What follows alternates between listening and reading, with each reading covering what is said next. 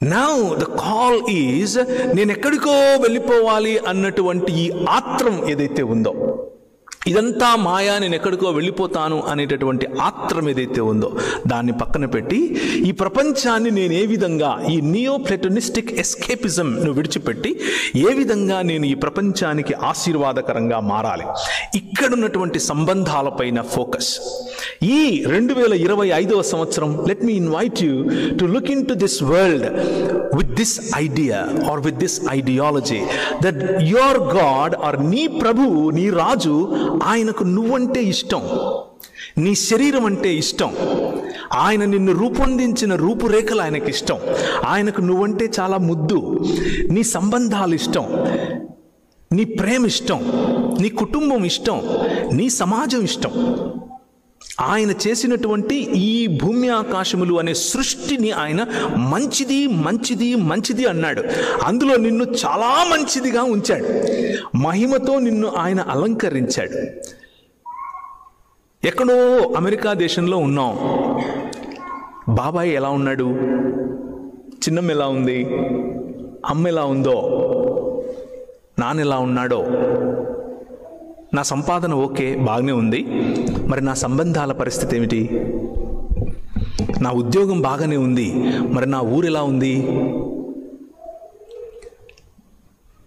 నా ఇక్కడ సిటిజన్షిప్ బాగానే ఉంది, మరి అక్కడ ఉన్నటువంటి నా బాధ్యతలు ఏమయ్యాయి? Let this 2025 be a invitation to you to live a global citizen's life.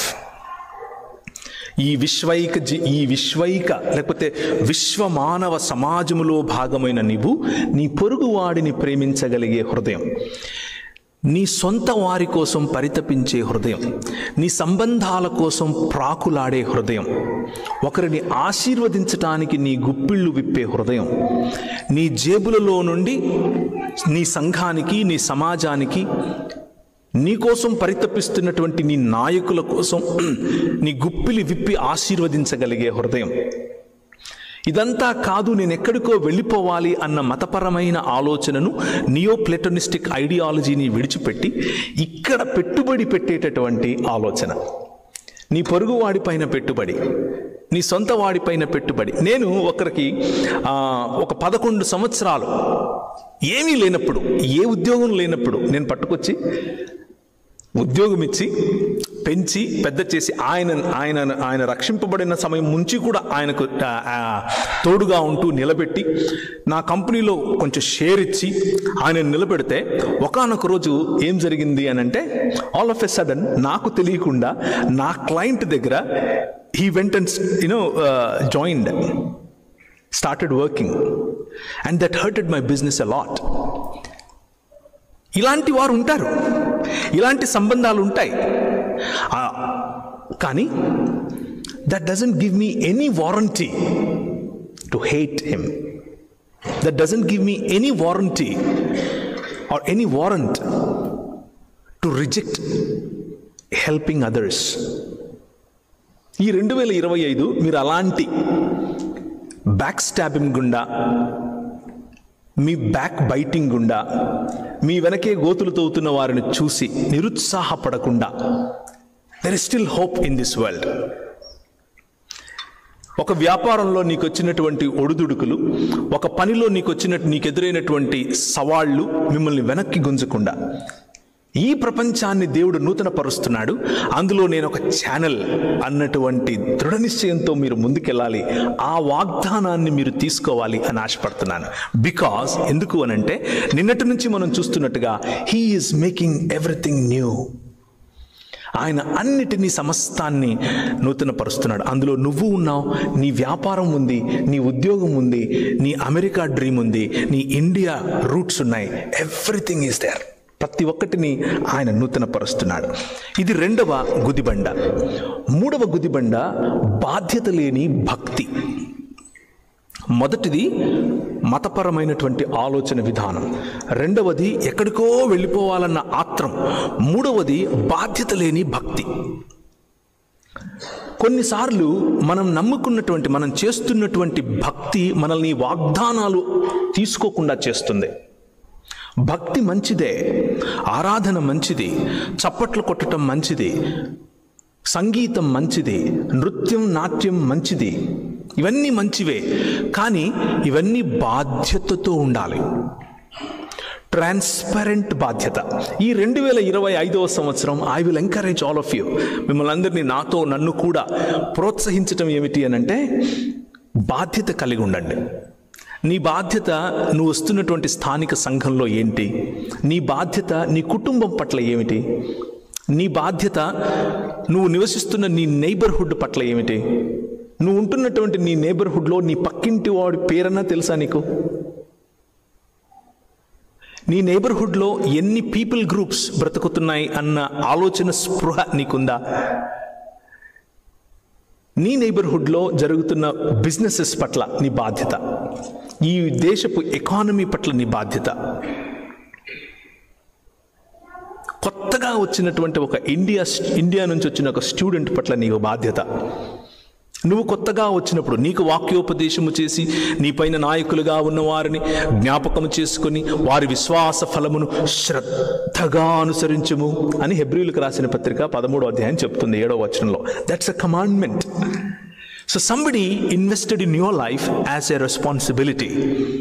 Would you like to take a commitment or ఈ గుదిబండ, నాకు బాధ్యత లేదు, నాకు భక్తి ఉంటే చాలు, వస్తాను 10 సార్లు బైబిల్ చదువుతాను, చప్పట్లు కొడతాను, నేను పాటలు పాడతాను, ఇంటికి వెళ్ళిపోతాను అన్నటువంటి జీవితం నుంచి బాధ్యతాపరమైన జీవితం, would you like to take a commitment like that? ఈ 3 గుదిబండలు విడిచిపెడితే there are 3 commitments that you need to take tonight, this morning. 3 commitments మీరు తీసుకోవాలి. నేను తీసుకోవాలని అనుకుంటున్నాను, ఇది నాకు ఉపయోగపడింది.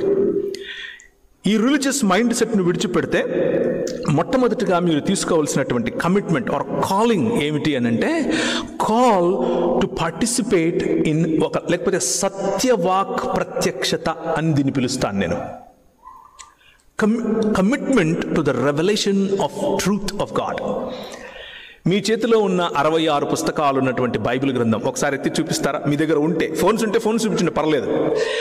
Commitment to this book, commitment to the truth that this book brings in your life. మీతోనే కాదు, ఒక్కసారి నేను ఒక ఫ్లాష్ బ్యాక్కు వెళతాను. మీ కళ్ళ ముందు ఇలా ఇలా ఇలా గింగిరాలు తిరగాలి. పాత రోజుల్లో విఠలాచార్య సినిమా టైప్లో 60 సంవత్సరాలు కట్ చేస్తే, లేకపోతే ఒక 70 సంవత్సరాలు కట్ చేస్తే, మనలో అనేకులు తెలుగు రాష్ట్రాల నుంచి వచ్చారు. తెలుగు రాష్ట్రాల నుంచి వచ్చినటువంటి మనము లూథరన్ సంఘాలు, అలాగే బ్యాప్టిస్ట్ సంఘాలు, అలాగే మెథడిస్ట్ సంఘాలు, అలాగే యాంగ్లికన్ సంఘాలు, ఎస్పీసీకే వారు, ఎస్పీజీ వారు, ఈ 66 పుస్తకాలు ఉన్నటువంటి బైబిల్ గ్రంథము యొక్క దేవుని ముఖకాంతిని ఏ విధంగా మన మధ్యకు తీసుకొచ్చారు అనంటే, బాధ్యత కలిగి తీసుకొచ్చారు. నువ్వు చస్తే పరలోకం పోతావా, నరకం పోతావా అనేటటువంటి ప్రశ్న దగ్గర ఆగకుండా నీ జీవితాన్ని ఎలా బాగు చేయాలి అన్న ఆలోచన. అలెగ్జాండర్ డఫ్ మన దేశానికి వచ్చినప్పుడు హీ ఇన్ఫ్లుయెన్స్డ్ లార్డ్ మెకాలే అనేటటువంటి ఒక వ్యక్తిని ఇన్ఫ్లుయెన్స్ చేయటం కారణం చేత ఈరోజు మీరు ఇక్కడ అమెరికాలో ఉన్నారు. ద రీజన్ ఈరోజు మీరు అమెరికాలో ఉండి వ్యాపారం చేయగలిగి, ఉద్యోగం చేయగలిగి, H1Bలు తెచ్చుకుని, GCలు తెచ్చుకుని సిటిజన్స్ అవుతున్నారు అని అంటే, the only reason is Alexander Duff, a missionary to India. ఆయన వచ్చి లార్డ్ మెకాలేని ప్రభావితం చేసి అందరికీ చదువు, అందరికీ విద్య, ఆ విద్య ఆంగ్ల భాషలో ఉండాలి అన్నటువంటి ఒక చట్టాన్ని చేశాడు. It is not just some preaching, teaching, but it is influencing law makers, influencing the influencers. ఆ పని, ఈ 66 పుస్తకాలు ఉన్నటువంటి బైబిల్ గ్రంథము యొక్క నవీనీకరణ, నూతన పరచటం అనేటటువంటి పనిలో అలెగ్జాండర్ డఫ్ పాల్గొన్నాడు. కాబట్టి ఈరోజు మీరు ఇక్కడ ఉన్నారు. ఇంకొక ఉదాహరణ, రాజమండ్రి ప్రాంతంలో వరదలు వస్తే కొట్టుకుపోయేటటువంటి గ్రామాలు కొన్ని వందలు, కొన్ని వేల సంఖ్యలో, లక్షల సంఖ్యలో ప్రజలు చనిపోయారు. ఆ సమయంలో గుర్రం వేసుకొని తిరిగినటువంటి ఒక సాధారణమైన బ్రిటిష్ జనరల్, ఆ జనరల్ ఆయనకు బాధ్యత ఏమిటి అనంటే ఈ భూమిని, తెలుగు ప్రజలను ఆయన ప్రేమించి ఆయన అన్నాడు, ఒక క్రైస్తవునిగా నా కాళ్ళ క్రింద ఇంత మంచి నీరు కొట్టుకొని పోవటమే కాకుండా ఇన్ని గ్రామాలను తీసుకెళ్ళిపోతూ ఉంటే నేను ఎలా గుండె మీద చేసుకుని నిద్రపోవాలి అని ఆలోచించి పైన బంగాల్ ప్రాంతం నుంచి కింద మెడ్రాస్ వరకు ఆయన గుర్రం మీద తిరిగి పల్లం ఎలా ఉంది, నీళ్ళు ఎలా వస్తున్నాయి అన్న స్టడీ చేసిన తర్వాత ధవళేశ్వరం దగ్గర ఒక బ్యారేజ్ కట్టాడు. దాని కారణంగా వరద బాధితులు అయినటువంటి తూర్పు మరియు పశ్చిమ గోదావరి జిల్లా వాళ్ళు ఈరోజు ఆ మట్టి తీసుకుని వెళ్ళి ఏ ల్యాబొరేటరీలో ఇచ్చినా కానీ భారతదేశంలో ఉండేటటువంటి అతి సుభిక్షమైన, అతి సారవంతమైన, అతి శ్రేష్టమైన నేలగా చెప్తారు. కారణం ఏంటి అంటే ఒక్క మనిషి చూసిన విజన్. ఆ విజన్ ఏంటి అని అంటే I love my people, I love Telugu people. That's the reason మీరు విడిచి వచ్చినటువంటి మీ కుటుంబాలు సుభిక్షంగా ఉన్నాయి. ఇంకొక ఎగ్జాంపుల్ చెప్తాను. గుంటూరు కూగ్లర్ హాస్పిటల్గా, గుంటూరు కూగ్లర్ హాస్పిటల్ కట్టింది ఎవరో మీకు ఎవరికైనా తెలుసా? ఏలూరులో ఉన్నటువంటి రాయ్ బహదూర్ గారు. ఎలా జరిగింది అని అంటే, ఈ దేశం నుంచి తెలుగు ప్రజలంటే నాకు ఇష్టం, నేను వెళ్ళి పరిచర్య చేస్తాను, నవీకరించే దేవునితో కలిసి పనిచేయటం కోసం నేను వెళతాను అని ఒక ఆమె ప్రార్థన చేసుకుంటూ ఉంటే అప్లై చేస్తే ఆ ఏజెన్సీ వాళ్ళు అన్నారు, లేదు మా దగ్గర డాక్టర్గా పనిచేయటానికి మేము అంత శాలరీలు ఇవ్వలేము, నువ్వు డాక్టర్ అని అంటే ఈమన్నది, డాక్టర్ కాకపోయినా పర్వాలేదు, నేను టీచర్గా వస్తాను. ఆ రోజుల్లో జనానా మిషన్ అని ఒకటి ఉండేది లూథరన్ సంఘాల్లో.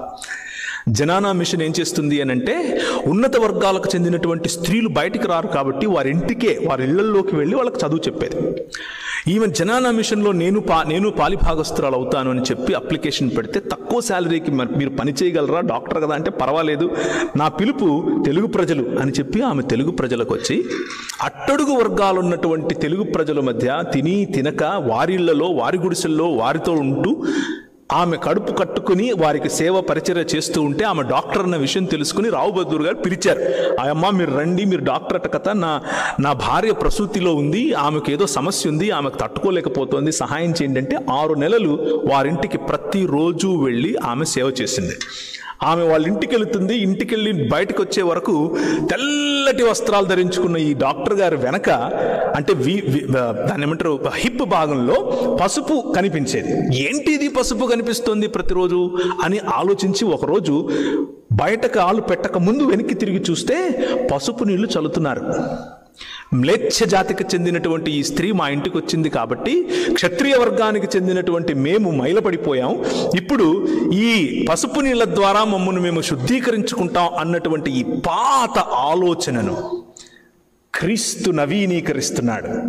సమాజములను నవీకరించే పనిలో కూగ్లర్ను వాడుకున్నాడు. ఆమె అన్నది, మీరు నన్ను ఎంత హ్యూమిలియేట్ చేసినా సరే, నేను మ్లేచ్ఛురాలని అని నువ్వు అన్నా సరే, I will not stop loving you. She embraced that humility. ఆమె వచ్చింది, పండంటి బిడ్డను కనేలా సహాయం చేసింది. ఆ తర్వాత రావు బహదూరే ముందుకొచ్చి 50 పడకలకు అవసరమైనటువంటి ఆసుపత్రి, మొట్టమొదటి ప్రసూతి ఆసుపత్రి గుంటూరులో కట్టించడానికి స్థలం ఇచ్చింది ఆయనే.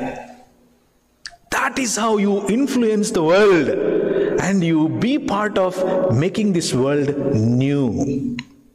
విద్యా విధానాన్ని నూతనపరచటం, వైద్య విధానాన్ని నూతనపరచటం, ట్రాన్స్పోర్టేషన్ నూతనపరచటం, భారతదేశంలోకి వచ్చినటువంటి అనేకమైనటువంటి movements, equal justice to all 1773 we brought it, మనం తెచ్చిందే. 1795 రైట్ టు ప్రాపర్టీ మనం తెచ్చిందే. 1807 abolition of slavery act, William Wilberforce గారు ఆనాడున్నటువంటి లండన్ హౌస్ ఆఫ్ కామన్స్ లో కూర్చుని నిలబడుకుని మాట్లాడితే అందరూ నోటి మీద వేలేసుకున్నారు. కారణం ఏమిటి అని అంటే, the passion to be part of renewing this world. Renewing this world. దేవుడు సమస్తాన్ని నూతనపరుస్తున్నాడు. ఆ వాగ్దానంలో మీరు నిన్న రాత్రి తీసుకున్నటువంటి వాగ్దానాలు ఒక చిన్న భాగం. అయితే ఈ కమిట్మెంట్స్ చాలా ముఖ్యం. సత్యవాక్ దర్శనం అనేటటువంటి కమిట్మెంట్, మీరెత్తి చూపించినటువంటి వాక్య భాగం ఇచ్చేటటువంటి విశాలమైన దృక్పథానికి కమిట్మెంట్. 1819లో నువ్వు పెళ్లి చేసుకుంటే నీ భార్యను బ్రాహ్మణుల దగ్గర పడుకోబెట్టడానికి అవసరం లేదు 3 రాత్రుళ్ళు అని చెప్పినటువంటి చట్టం 1819లో మనం చేశాం. 1830లో హ్యూమన్ సాక్రిఫైస్, మీ పిల్లలను లేకపోతే పెద్దవాళ్లను ఏదైనా శుభకార్యం జరిగేటప్పుడు కొనుక్కొని వచ్చి చంపేవాళ్ళు. దాన్ని అలా చేయటానికి వీలు లేదు అని చట్టం చేసింది మనం. 1835లో శూద్రులకు కూర్చునే హక్కు, 1891లో చిన్న పిల్లల యొక్క పెళ్లిళ్ళు చేయకూడదు అన్నటువంటి చట్టం, 1913లో రైట్ టు ఎడ్యుకేషన్, ఇంతకుముందు నేను చెప్పినట్లు అలెగ్జాండర్ డఫ్. తర్వాత బ్రెస్ట్ ట్యాక్స్, డారా యాక్ట్. ఇలా చూసుకుంటూ పోతే నేడు భారతదేశం ఏదైతే ఉందో అది వేళ్ల మీద లెక్క పెట్టగలిగినంత క్రైస్తవ మిషనరీలు క్రీస్తు రాజ్య స్థాపనలో భాగస్థులై మీరెత్తి చూపించినటువంటి ఈ 66 పుస్తకాలున్న బైబిల్ గ్రంథం యొక్క సారాంశాన్ని అర్థం చేసుకున్నారు. కాబట్టి ప్రపంచాన్ని నూతన పరిచేటటువంటి ఈ ఉద్యమంలోనికి, విశ్వ మానవ సమాజం అనే ఉద్యమంలోనికి, విశ్వ ఏక సమాజం అనే ఉద్యమంలోనికి, మనమంతా ఒక్క శరీరం అన్నటువంటి ఉద్యమంలోనికి, నిన్న మనం విరిచినటువంటి శరీరం, నిన్న మనం పుచ్చుకున్నటువంటి ఆయన రక్తం, మనలో ప్రవహించేది ఒకే రక్తం, మనం అందరము ఒక్క శరీరం అన్నటువంటి విశాల దృక్పథానికి వచ్చారు. కాబట్టి now we are all reaping the fruit of that. అయితే అక్కడితో ఆగిపోవటానికి వీల్లేదు, అక్కడితో ఆగిపోవటానికి వీల్లేదు. There are 3 things, 3 commitments that you need to make. Number 1, commitment to this truth of revelation from Jesus Christ. రెండవది commitment to his kingdom, లేకపోతే for his kingdom, పరిశుద్ధాత్ముని యొక్క అభిషేకం పట్ల కమిట్మెంట్. నేను దాదాపు ఒక 24 ప్లస్ 2 26 సంవత్సరాల క్రితం నేను ఒకరోజు బ్యాప్టిస్ట్ సంఘంలో ఉన్నటువంటి ఒక ప్రేయర్, దాన్ని ఏమంటారు, ప్రేయర్ టవర్ అని పిలిచేవారు ఆ రోజుల్లోకి వెళ్ళి ప్రార్థన చేస్తున్నాను. ప్రార్థన చేస్తూ ఉంటే నేను కళ్ళు తెరుచుకునే ప్రార్థన చేస్తాను. జనరల్గా ఆకాశం తెరవబడటం, ప్రభు అయిన యేసు క్రీస్తు యొక్క దర్శనం, ఆయన చేతులు ఇలా బారుగా చాచుంటే అనేకులు టోపీలు పెట్టుకుని తెల్లటి వస్త్రాలలో ఆయనలోనికి పరిగెడుకుంటూ వస్తున్నారు. ఆ తర్వాత నేను ఒక స్వరం విన్నాను, నువ్వు ఉత్తర భారతదేశానికి వెళ్ళాలి. ఆ స్వరం వినే సమయంలో నేను పరిశుద్ధాత్ముని చేత నింపబడినటువంటి నా నేను తన్మయత్వంలో ఉన్నాను. ఆ అనుభవం నేను ఎప్పటికీ మర్చిపోలేనిది, ఈ రోజుకు మర్చిపోలేనిది. కానీ అప్పుడెప్పుడో 22-23 సంవత్సరాల క్రితం జరిగినటువంటి, లేకపోతే 26 సంవత్సరాల క్రితం జరిగినటువంటి అనుభవానికి మాత్రమే ఆగటం కాదు. నా commitment to the voice that I heard, ఆ కమిట్మెంట్ రెన్యూవల్ ఆఫ్ కమిట్మెంట్గా ఉండాలి. ప్రతి క్షణం, ప్రతి చోట, నేను వెళ్ళిన ప్రతి ఊర్లో, అది ఇందోర్ కానివ్వండి, హైదరాబాద్ కానివ్వండి, అట్లాంటా కానివ్వండి, డాలస్ కానివ్వండి, లాస్ ఏంజలస్ కానివ్వండి, షికాగో కానివ్వండి, ఎక్కడికి వెళ్ళినా సరే పరిశుద్ధాత్ముని యొక్క శక్తి, పరిశుద్ధాత్ముని దగ్గర పొందేటటువంటి శక్తి పట్ల కమిట్మెంట్. మతం విడిచిపెట్టాలి అనంటే మొదటిగా వాక్యం పట్ల కమిట్మెంట్. మతం నుంచి బయటపడాలి అనంటే రెండవదిగా పరిశుద్ధాత్మునికి కమిట్మెంట్. ఆయన మీకు ఇచ్చేటటువంటి ఆ మెల్లని సన్నని స్వరం పట్ల కమిట్మెంట్. ఈరోజు 2025వ సంవత్సరం మొట్టమొదటి దినాన నేను ఈ కమిట్మెంట్ చేసుకుంటున్నాను, మిమ్మల్ని ఆహ్వానిస్తున్నాను. పరిశుద్ధాత్మకు కమిట్మెంట్ ఇవ్వండి, పరిశుద్ధాత్ముని యొక్క అనుభవానికి కమిట్మెంట్ ఇవ్వండి. ఈ అనుభవం దుకాణం పెట్టదు. నీకు కొడుకు పుడతాడా, కూతురు పుడుతుందా, నువ్వు ఎర్ర చీర కట్టుకుంటావా, తెల్ల చీర కట్టుకుంటావా, రేపు మీ ఇంట్లో టెంకాయ వండుతావా, వంకాయ వండుతావా, ఇవి చెప్పటం కోసం కాదు పరిశుద్ధాత్ముని యొక్క పని. పరిశుద్ధాత్ముని యొక్క పని దేవుని దానియేలు గ్రంథం 11వ అధ్యాయంలో వేరు రకాలుగా వచ్చేటటువంటి రాజులు, వారి రాజ్యాలలో ఆ నేపథ్యంలో మధ్యలో ఒక మాట ఉంటుంది, కానీ దేవుని ఎరుగువారు బలము కలిగి గొప్ప కార్యాలు చేస్తారు. దేవుని యొక్క నూతన కార్యంలో భాగస్థులవ్వాలి అనంటే you need to have the power of Holy Spirit. అది నీ సొంతంగా, నీ సొంత శక్తితో కుదరదు, నీ డబ్బుతో కుదరదు, నీ ఇన్ఫ్లుయెన్స్తో కుదరదు, నీ ఎలక్వెన్స్తో కుదరదు, నీ కులంతో కుదరదు, నీ మతంతో కుదరదు, నీకున్న టాలెంట్స్తో కుదరదు. నువ్వు నిజంగా దేవుడు చేస్తున్నటువంటి దేవుడు చేసిన ఈ వాగ్దానంలో భాగస్థుడివై తిరగాలి అనంటే receive, invite and be filled with the power of Holy Spirit. పరిశుద్ధాత్ముని యొక్క శక్తి మీ మీదకి వచ్చినప్పుడు మీరు పరిశుద్ధాత్ముని యొక్క వరముల చేత నింపబడతారు. పరిశుద్ధాత్ముని యొక్క ఫలమును మీరు మీ జీవితంలో చూపిస్తారు. ఫలము లేని వరములు వ్యర్థం. ఫలము లేని వరములు వ్యర్థం. వరములు లేని ఓన్లీ ఫలం చూపించటం అది కేవలం సెల్ఫ్ రైచియస్నెస్. ఈ balance, if you can strike the balance of maintaining the power of God by exercising the fruit of the Holy Spirit and using the gifts of the Holy Spirit to bless the world. మీరు పనిచేసే చోట, మీ కుటుంబంలో, మీ నైబర్హుడ్లో, మీ సంఘంలో పరిశుద్ధాత్ముని యొక్క శక్తి, పరిశుద్ధాత్ముని యొక్క సామర్థ్యం చేత ఉపయోగింపబడితే మీ సేవకునికి, మీ సేవకురాలికి, మీ సాటి విశ్వాసులకు, మీ తోటి కలీగ్స్కి అందరికీ ఉపయోగపడతారు. Walk in the freedom of spirit in 2025. మూడవ కమిట్మెంట్, చాలా ముఖ్యమైనటువంటి కమిట్మెంట్. ఈ రెండు ఉండి కూడా మత ఛాందసవాదంలో ఉండే అవకాశం ఉంది. వాక్యం పట్ల కమిట్మెంట్ ఉండి పరిశుద్ధాత్ముని చేత నింపబడిన తర్వాత కూడా మతంలోనే బ్రతికే అవకాశం ఉంది. మతం అనే చట్రంలో ఇరుక్కుపోయే అవకాశం ఉంది. ఈ మూడవ కమిట్మెంట్ చాలా అవసరం. అదేమిటి అని అంటే రాజ్య స్థాపన మరియు విస్తరణ. నిన్న మనం మాట్లాడుకున్న దానికి సారాంశం ఇది. దేవుడు భూమి మీద చేస్తున్న ఈ నవీనీకరణ, నూతన పరచటం అనే ఉద్యమములో భాగమవుతాను అన్నటువంటి కమిట్మెంట్. చాలామంది క్రైస్తవులు ఇక్కడే వెనుకపడతారు. చాలామంది క్రైస్తవ కుటుంబాలు తీసుకునేంత వరకే ఇష్టపడతాయి. పరిశుద్ధాత్మని పొందుతాను, వాక్యమును పొందుతాను, ఆశీర్వాదం పొందుతాను, పొందేంత వరకే లిమిట్ అవుతారు. దాన్నే మతం అని పిలుస్తారు. కానీ పరిశుద్ధాత్మ దేవుని పొందుకుని దేవుని యొక్క వాక్య ఆ లార్జర్ స్కోప్ను అర్థం చేసుకున్న తర్వాత ఎక్స్పెక్టేషన్ ఏమిటి అని అంటే దేవుని రాజ్యం 3 చేస్తే సాధ్యమవుతుంది.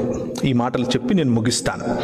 దేవుని రాజ్యం 3 ద్వారా సాధ్యం అవుతుంది. నేను మొదటగా మీకు నిన్న గుర్తు చేసినట్లుగా నిమ్రోదు సమయం తర్వాత మెసొపొటేమియా, ఆ తర్వాత ఐగుప్తు, ఆ తర్వాత ఇశ్రాయేలు, ఆ తర్వాత బబులోను సమయంలో దానియేలుకు గుర్తు చేసినటువంటి ఒక విశాలమైనటువంటి ఆయన ఆలోచన, నేను ఒక రాజ్యాన్ని స్థాపించబోతున్నాను. అది ఎప్పటికీ సమసిపోయినటువంటి రాజ్యం, స్థిరంగా ఉండే రాజ్యం. 2 దినములైన తర్వాత ఆయన మనలను బ్రతికిస్తాడు. 3వ దినమున యెహోవా సముఖమందు ఆయన ముఖకాంతి అందు ఎల్లప్పుడూ స్థిరంగా ఉండటం కోసం మనల్ని ఆయన స్థిరపరుస్తాడు అని చెప్పిన మాట, ఏ చేతి సహాయము లేకుండా తీయబడినటువంటి రాయి ఇంతింతై మహాపర్వతమై రాజమండ్రిలో, మహాపర్వతమై విజయవాడలో, కడపలో, కలసపాడులో, నంద్యాలలో, ఆంధ్ర రాష్ట్రమంతా, తెలంగాణ రాష్ట్రమంతా అది మహాపర్వతమై అట్లాంటి వరకు రావడానికి గల కారణం ఏమిటి అని అంటే దేవుడు చేసిన ఈ వాగ్దానము యొక్క పవర్ ఆయన బబులోను వరకు ఆపకుండా అక్కడ నుంచి గ్రెకో రోమన్ ఎంపైర్ దగ్గరికి వచ్చాడు. గ్రెకో రోమన్ ఎంపైర్ యొక్క ప్రతినిధి అయినటువంటి పిలాతు ఎదుట నిలబడి, యూదుల రాజుకు క్రీస్తువు నీవేనా అంటే ఎస్, నువ్వు అన్నట్లే అని చెప్పి, నా రాజ్యం ఎప్పటికీ ఉంటుంది. కానీ అది నువ్వు అనుకుంటున్నట్లు కత్తితోనో, బాంబులేయడం ద్వారానో, అవతల వాడిపైన ఆపరేషన్ చేయడం ద్వారానో, డామినేట్ చేయడం ద్వారానో కాదు. There are 3 things in my kingdom. పౌలు అంటాడు 3 ఉన్నాయి. It is the purpose of Christ అయిపోయింది. the purpose of Christian, as Christians మన purpose ఏంటి? Righteousness, peace and joy in the Holy Ghost. That is the kingdom of God. నీతియు సమాధానమును పరిశుద్ధాత్మనందలి ఆనందం, ఇది దేవుని రాజ్యం. It is not about systems of, governance. It is not systems of politics. It is not systems of economy. ఇవన్నిటిలో కూడా మీరు ఏ సిస్టంలో, ఏ sphere of సొసైటీలో ఉన్నారో అక్కడ రైచియస్నెస్, అక్కడ పీస్, అక్కడ జాయ్ ఇన్ హోలీ గోస్ట్ నువ్వు తీసుకొని వెళ్ళగలగటం. అలా చేయటానికి మతంలో మీకా ప్రవక్తను అడిగారు, అయ్యా మరి ఏం తీసుకొని వచ్చి నేను యెహోవా దగ్గరికి రావాలి? పోనీ నేను నదులంతా తైలం తీసుకొని వచ్చైనా, లేకపోతే నా కొడుకు, నా జ్యేష్ఠపుత్రుడిని ఇచ్చేనా, పోనీ నా కోడలనిచ్చైనా, నా గేదెలనిచ్చైనా, నా పంట ఇచ్చైనా అని అడుగుతూ ఉంటే ఇవన్నీ ఎవరు అడుగుతారు? మొలకు అడుగుతాడు, బయలు అడుగుతాడు, కియు దేవత అడుగుతుంది, నక్షత్ర దేవత అడుగుతుంది. వాళ్ళతో సమానంగా చూస్తారేంటి యెహోవాను? ఆయన ఏమడుగుతున్నాడు? మనుష్యుడా, ఏది ఉత్తమమో నీకు ముందే చెప్పాను. 2025లో కూడా అదే ఉత్తమం. మనుష్యుడా, ఏది ఉత్తమమో నీకు ముందే తెలుసు. మొదటిది న్యాయముగా నడుచుకొనుటయు, రెండవది కనికరమును ప్రేమించుటయు, మూడవది దీన మనస్సు కలిగి నీ దేవుడైన యెహోవా ఎదుట జీవించుటయు. ఇంతే కదా అడుగుతున్నాను. ద కింగ్డమ్ ఆఫ్ గాడ్, దేవుని రాజ్యము న్యాయమును జరిగించటం ద్వారా వస్తుంది. If you can take this commitment this morning for 2025, 2025వ సంవత్సరం ఫలవంతంగా ఉండాలి అని అంటే న్యాయము పట్ల నిబద్ధత కలిగి ఉండాలి. నేను మీకా గ్రంథం 6వ అధ్యాయం నుంచి చదివాను. మనుష్యుడా, ఏది ఉత్తమమో నీకు ముందే చెప్పాను. న్యాయముగా నడుచుకొనుట, నీ పొరుగువాడి పట్ల నీవు న్యాయంగా నడుచుకోవాలి. నీ సంఘములో నువ్వు న్యాయంగా నడుచుకోవాలి. న్యాయంగా నీ సంఘములో నీ పైన నాయకులుగా ఉన్న వారికి, నీ పైన వాక్యోపదేశం చేస్తున్న వారికి వారి ప్రవర్తన ఫలమును శ్రద్ధగా గమనించటానికి తగిన కాంట్రిబ్యూషన్ నీ వైపు నుంచి ఉండాలి. తగిన కమిట్మెంట్ నీ వైపు నుంచి ఉండాలి. తగిన కలిసి పనిచేసేటటువంటి మనస్సు ఈ 2025లో నువ్వు కలిగి ఉండాలి. అది న్యాయం, అది న్యాయం. రెండవది కనికరం. కనికరం భారతదేశంలో ఉన్నటువంటి కుష్ఠరోగుల పట్ల, భారతదేశంలో ఉన్నటువంటి డెస్టిట్యూట్స్ పట్ల, భారతదేశంలో ఉన్నటువంటి విధవరాండ్ర పట్ల ఉండటం తప్పు కాదు. ఉండొచ్చు, ఉండాలి. కానీ నువ్వు ఉంటున్న నీ దేశంలో, where you are living, homeless people, destitutes, drug addicts. నన్ను రఘు గారు ఒక క్యాంపస్కు పరిచయం చేశారు, డెంటన్ క్యాంపస్కు. ఆ క్యాంపస్లో ఉన్న క్యాంపస్ మినిస్ట్రీ ఉన్న హాల్ ఒకప్పుడు ఒక ట్రాప్ హాల్ అట. అంటే అక్కడ డ్రగ్స్ తీసుకుని అలా పడి ఉండేవాళ్ళు. రిడీమింగ్ దీస్ ఏరియాస్, ఈ ఏరియాస్ను రిడీమ్ చేయాలి. కనికరం చూపించి పెద్దవాళ్ళు, వృద్ధులు. ఈ 2025వ సంవత్సరం అన్నీ నేను చేయలేను బ్రదర్ అనుకుంటే ఐ విల్ ఆస్క్ యూ, మీరు నిన్న పిక్ చేసుకున్నటువంటి అనేక వాగ్దానాల్లో నుంచి ఒకటి ఎలా పిక్ చేసుకున్నారో ఇప్పుడు నేను చెప్తున్న లిస్టులో నుంచి ఒకటి పిక్ చేసుకోండి. నిన్న పొందటం కోసం పిక్ చేసుకున్నారు, ఈరోజు ఇవ్వటం కోసం పిక్ చేసుకోండి. Pick one area where you want to invest in 2025. న్యాయమా, కనికరమా, మూడవదిగా ఇంట్రోస్పెక్షన్, మనల్ని మనం చూసుకోవటం, అది దీన మనస్సు కలిగి జీవించటం. యెహోవా అడుగుతున్నది ఇదే. యెహోవా మాటకు ఉన్నటువంటి ప్రధాన ఉద్దేశం, ఈ 66 పుస్తకాలకున్న ప్రధాన ఉద్దేశం ఏమిటి అని అంటే, మనిషిగా నువ్వు హెచ్చించుకొని మృగమవకు, మనిషిగా నువ్వు తగ్గించుకొని నిజమైన మనిషవు. ఇదే ప్రధాన లక్ష్యం.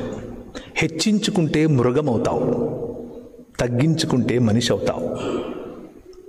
ఈ 2025వ సంవత్సరం ఫలభరితమైన జీవితం కావాలా? తగ్గించుకుని చూడు. ఫలభరితమైనటువంటి కుటుంబం కావాలా? నీ భార్యకు సేవ చేసి చూడు. ఫలభరితమైనటువంటి జీవితం నీ కుటుంబంలో ఉండాలనుకుంటున్నావా? నీ భర్తకు గౌరవం ఇచ్చి చూడు. శ్రేష్టమైనటువంటి సమాజం, సంఘం కావాలనుకుంటున్నావా? నీ సేవకుడిని గౌరవించి ఆయనతో పాటు కలిసి పనిచేసే నిర్ణయం తీసుకో. శ్రేష్టమైనటువంటి సంబంధాలు ఉండాలనుకుంటున్నావా? తగ్గించుకుని, అవతలివాడు పలకరివ్వట్లేదు, అట్నుంచి అటే వెళ్ళిపోతున్నాడు అని అంటే కావాలని వాడి దగ్గరికి వెళ్ళి వాళ్ళని ఆలింగనం చేసుకో. It is a blissful life. You will not, మీకు దాని లోతులు నేను ఎలా చెప్పాలో అర్థం కావట్లేదు. నిన్ను మోసం చేసిన వాడిని నువ్వు ఎదురుగా వెళ్ళి నవ్వి వాడిని ఆలింగనం చేసుకుంటే నెత్తిన నిప్పులు పోసినట్టు ఉంటుంది వాడికి. And you will win him. ఈ 2025వ సంవత్సరం May this be an year of humbleness. May this be an year where you look into your heart and see, ఎక్కడ నేను హెచ్చుకుపోతున్నాను, నాలో గర్వం ఏం చూసుకునుంది? అందమా, చదువా, సిటిజన్షిప్పా, డబ్బా, కులమా, భారతదేశంలో నాకున్నటువంటి ఆస్థ, ఇక్కడ నాకున్నటువంటి ఇల్లా, నేను కొంటున్న రివ్యూన్, లేకపోతే నేను కొంటున్నటువంటి దాన్ని ఏమంటారు సైబర్ ట్రక్కా? What is it that I'm boasting in? కొందరు గుర్రముల మీద, రథముల మీద, బంగారం మీద అతిశయపడతారు. మేమైతే మా దేవుడైన యెహోవా యందు అతిశయిస్తాం. తలలు వంచుకుంటే ప్రార్థించుకుందాం. భారతదేశంలో పుట్టిన మనం ఆ దేశం నుండి, ఆ దేశం యొక్క లబ్ధి, ఆ దేశం ఇచ్చినటువంటి ఆశీర్వాదం పొందటానికి గల కారణం అనేకులు తీసుకున్నటువంటి కమిట్మెంట్. మతానికి పైన రాజ్యము పట్ల కమిట్మెంట్, దేవుని సత్యవాగ్రంథం పైన కమిట్మెంట్, పరిశుద్ధాత్మని యొక్క శక్తి పైన కమిట్మెంట్, రాజ్య స్థాపన మరియు విస్తరణ అనే కమిట్మెంట్. దాని కారణంగా మనం ఈరోజు ఎదిగాం, ఫలించాం, ఈరోజు ఇక్కడ ఉన్నాం. ఈరోజు నువ్వు అదే కమిట్మెంట్ తీసుకుంటే, న్యాయము జరిగించాలని, కనికరాన్ని ప్రేమించాలని, దీన మనస్సు కలిగి జీవించాలన్న కమిట్మెంట్ తీసుకుంటే 2025వ సంవత్సరం నీకు కేవలం క్యాలెండర్లో ఒక పేజీ మారినట్లు కాదు, నీ జీవితం నూతన పరచబడినటువంటి జీవితముగా, నూతన ఆకాశము, నూతన భూమిగా మీ మధ్య నిజమైన మనుష్యత్వాన్ని మీరు చూసేందుకు మధురమైన క్షణాలు 2025లో వేచి ఉన్నాయి.